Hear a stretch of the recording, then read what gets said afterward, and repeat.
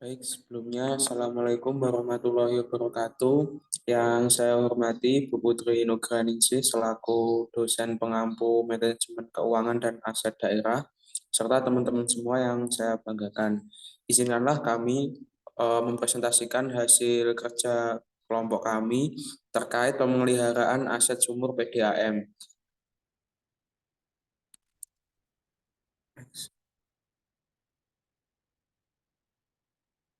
Untuk kelompok kami yaitu kelompok 3 terdiri dari saya sendiri Faisal Alif Murianto dengan NIM V38221, kemudian yang selanjutnya ada Eka Stianarwati dengan NIM V38218 dan Kaliana Nanda Kusuma dengan NIM V38238.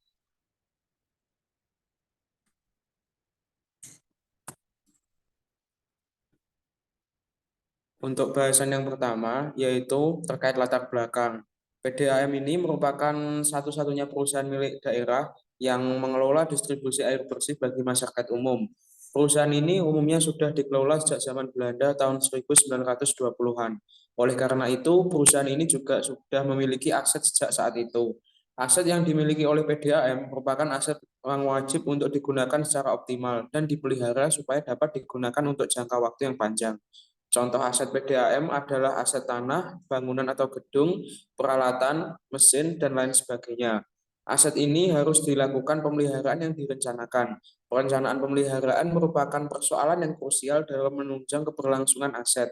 Terdapat banyak aset yang dianggap tidak berguna oleh masyarakat sehingga disalahgunakan karena dari instansi berwenang juga tidak melakukan pemeliharaan dan edukasi ke masyarakat luas.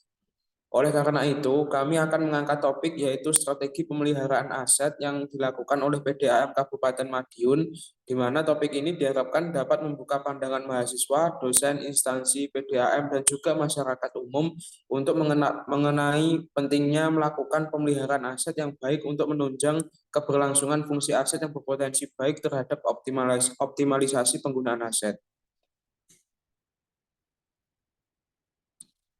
Selanjutnya, tujuan dari studi kasus ini yaitu yang pertama, untuk mengetahui bagaimana pemeliharaan aset PDAM di Tirta Dharma Purabaya Kabupaten Madiun. Yang kedua, untuk mengetahui berbagai kendala dalam pengelolaan dan pemeliharaan aset PDAM Tirta Dharma Purabaya Kabupaten Madiun. Dan yang ketiga, untuk mengetahui tingkat efektivitas biaya pemeliharaan aset sumur pada PDAM Tirta Dharma Purabaya Kabupaten Madiun. Untuk poin selanjutnya akan disampaikan oleh teman saya, Eka. Waktu dipersilahkan. Baik, terima kasih untuk waktunya. Selanjutnya mengenai definisi aset tetap, di mana aset tetap adalah kekayaan yang dimiliki oleh suatu organisasi atau entitas yang sifatnya tetap untuk digunakan dalam aktivitas operasional organisasi. Aset tetap umumnya memiliki masa manfaat lebih dari 12 bulan dan tidak akan habis dalam satu periode akuntansi. Selanjutnya, definisi manajemen aset. Manajemen aset sendiri merupakan suatu kegiatan pengelolaan aset atau kekayaan yang dimiliki entitas untuk memantau dan menghitung serta memanfaatkannya secara optimal.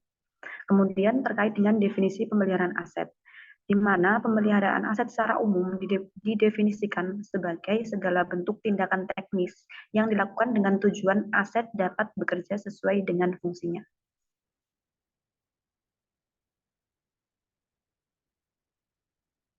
Selanjutnya, terkait dengan proses aset tetap sendiri, ada 3. Yang pertama ada pengakuan, pengukuran, dan penyusutan.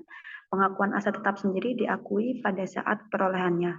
Sedangkan pengukurannya diukur sebesar biaya perolehannya. Biaya perolehan aset tetap adalah setara dengan harga tunainya pada tanggal pengakuan. Jika pembayaran ditangguhkan lebih dari waktu kredit normal, maka biaya perolehan adalah nilai tunai semua pembayaran masa yang akan datang. Sedangkan penyusutan sendiri dimulai ketika aset tetap digunakan dan berakhir ketika aset dihentikan pengakuannya. Penyusutan tidak dihentikan ketika aset tidak digunakan atau dihentikan penggunaan aktifnya atau aset tidak produktif, kecuali aset tersebut telah disusutkan secara penuh. Selanjutnya terkait dengan visi dan misi PDAM. Visinya yaitu terwujudnya kemampuan perusahaan dalam memberikan pelayanan air bersih kepada masyarakat secara tepat kualitas, serta kontinuitas. Sedangkan misinya yang pertama adalah pengelolaan sumber daya air sehingga terpenuhinya air baku secara kualitas, kuantitas, dan kontinuitas tanpa meninggalkan aspek kelestarian alam dan lingkungan. Yang kedua yaitu pengembangan usaha dalam rangka mendukung pendapatan operasional perusahaan jangka pendek dan jangka panjang guna peningkatan pendapatan asli daerah. Selanjutnya akan dijelaskan oleh Mbak Kaliana. Untuk poin selanjutnya yaitu pemeliharaan aset. Yang pertama, perencanaan pengelolaan aset dilakukan oleh bagian perencanaan. Kemudian pelaksanaan pemeliharaan dilakukan oleh bagian transis, yaitu transportasi dan distribusi. Kemudian pengelolaan keuangan aset dilakukan oleh bagian keuangan.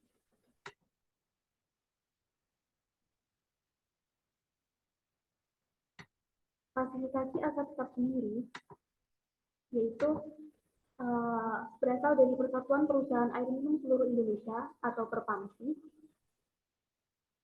Ada tanah dan penyempurnaan tanah, instalasi sumber air, instalasi pompa, instalasi pengolahan air, instalasi transmisi dan distribusi, bangunan gedung, kendaraan atau alat pengangkutan, inventaris, perabot kantor, peralatan, dan perlengkapan. Kemudian untuk klasifikasi aset tetap di PDAM Tirta Dharma Purabaya Kabupaten Madiun ada tanah, instalasi sumber, instalasi pompa, instalasi pengolahan, instalasi transmisi dan distribusi, gedung dan bangunan, kendaraan, inventaris kantor, peralatan atau perlengkapan. Pada dasarnya, klasifikasi aset dari Perpamsi dan PDAM Madiun sama, hanya ada perbedaan di nama saja. Kemudian aset sumur sendiri per Februari 2021, PDAM Tirta Dharma Purabaya Kabupaten Madiun telah memiliki 47.860 pelanggan dengan 42 sumber sumur bor atau air tanah yang terdapat di 14 kecamatan dari 15 kecamatan yang ada di Kabupaten Madiun. Kemudian di poin akhir dari tujuan kita akan membahas efektivitas biaya pemeliharaan yang akan kita dapatkan dari realisasi penggunaan atas pemeliharaan aset dibagi dengan anggaran awal untuk pemeliharaan aset.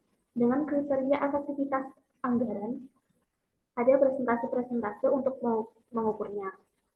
Presentase 100% ke atas dengan kriteria sangat efektif, presentase 90% sampai 100% kriteria efektif, presentasi 80% sampai 90% kriteria cukup efektif, presentase 60% sampai 80% kriteria kurang efektif, dan presentasi kurang dari 60% tidak efektif. Sumbernya yaitu dari Kementerian Dalam Negeri nomor 690/900/327 tahun 1996. Terima kasih untuk presentasi kali ini.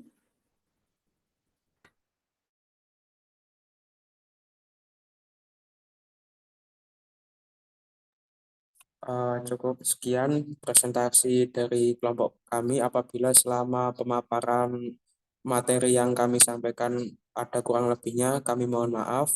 Sekian dari kami. Terima kasih. Wassalamualaikum warahmatullahi wabarakatuh.